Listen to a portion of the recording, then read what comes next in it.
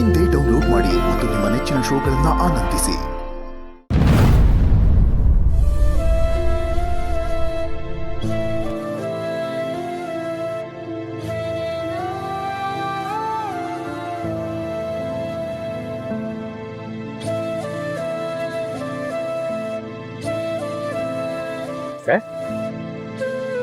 ಯಾಕವ ಬ್ಯಾಸರದ ಕುಂತಿದ್ಯಾ? ಏನೂ ಇಲ್ಲಪ್ಪ, ನಾನು ಆರಾಮಾಗೇ ಇದ್ದೀನಿ.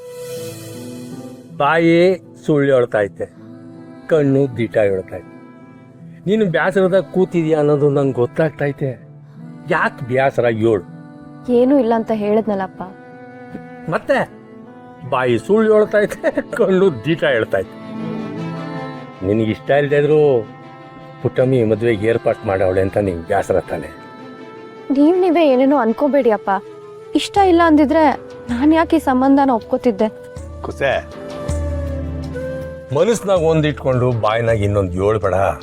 ನಿಂಗೆ ಈ ಮದುವೆ ಇಷ್ಟ ಇಲ್ಲ ಅಂದ್ರೆ ನಾನು ತಾವು ಹೇಳು, ನಾನು ಪುಟ್ಟಮ್ಮಿ ತಾವು ಮಾತಾಡ್ತೀನಿ.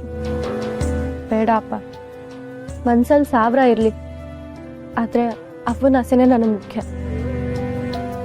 ಅವ್ವ ನಮ್ಮನ್ನ ಬೆಳೆಸೋದಕ್ಕೆ ತುಂಬ ಕಷ್ಟಪಟ್ಟಿದ್ದಾಳೆ. ಇಷ್ಟ ಇಲ್ಲ ಅಂತ ಹೇಳಿ ಅವ್ವಂಗೆ ಇನ್ನೂ ಕಷ್ಟ ಕೊಡೋಕೆ ನನಗಿಷ್ಟ ಇಲ್ಲಪ್ಪ. ದಿಟ ಕುಸೆ, ನಾನು ನನ್ನ ಜವಾಬ್ದಾರಿನ ಸರಿಯಾಗಿ ನಿಭಾಯಿಸದೆ ಹೋದ್ನಲ್ಲ, ಅದೇ ಪುಟ್ಟಮ್ಮಿ ಕಷ್ಟಪಡೋಕ್ಕೆ ಒಂದು ರೀತಿ ಕಾರಣ ಆಗೋಯ್ತು. ಒಂದು ರೀತಿಲಲ್ಲಪ್ಪ, ಎಲ್ಲದಕ್ಕೂ ನೀವೇ ಕಾರಣ. ನೀವು ಒಬ್ರು ಸರಿಯಾಗಿದ್ದಿದ್ರೆ ಅವ್ವ ಬದುಕಲ್ಲಿ ಇಷ್ಟೊಂದೆಲ್ಲ ಕಷ್ಟನೇ ಪಡ್ತಿರ್ಲಿಲ್ಲ.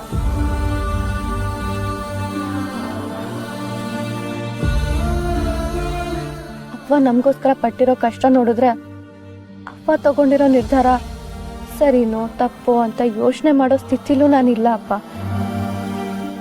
ಅವ್ವ ಏನು ಹೇಳ್ತಾಳೋ ಅದೇ ನಮಗೆ ವೇದವಾಕ್ಯ ಅಪ್ಪ. ಅವ್ವ ತನ್ನ ಜೀವನನೇ ನಮಗೋಸ್ಕರ ಮುಡುಪಾಗಿಟ್ಟಿದ್ದಾಳೆ. ಅಂಥದ್ರಲ್ಲಿ ನಾನು ಅವಳಿಗೋಸ್ಕರ ನನ್ನ ಆಸೆನ ಬಿಡೋಕ್ಕಾಗಲ್ವಾ? ಅಪ್ಪ ಖುಷಿಯಾಗಿರ್ತಾಳೆ ಅಂದರೆ ನಾನು ಏನು ಬೇಕಾದರೂ ಮಾಡ್ತೀನಿ. ಚಿಕ್ಕವಳಾಗಿ ನಿನಗಿರೋ ತಿಳುವಳಿಕೆ ನನಗೆ ಇಲ್ಲದೆ ಹೊಂಟೈತಲ್ಲ. ಅಪ್ಪನಾಗಿ ನನ್ನ ಜವಾಬ್ದಾರಿನ ನಾನು ನಿಭಾಯಿಸೋ ತಿಳುವಳಿಕೆನೇ ಇಲ್ದಂಗೆ ಆಗೋಯ್ತು.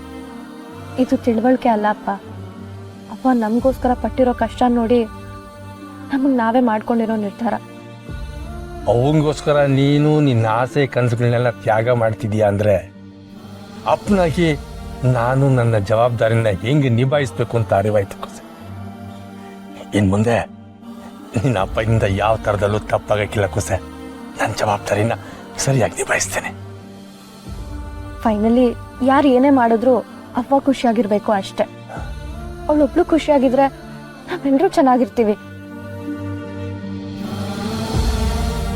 ಸರಿಯಪ್ಪ, ನನಗೆ ಆಫೀಸಿಗೆ ಲೇಟ್ ಆಯಿತು, ನಾನು ಹೊರಡ್ತೀನಿ.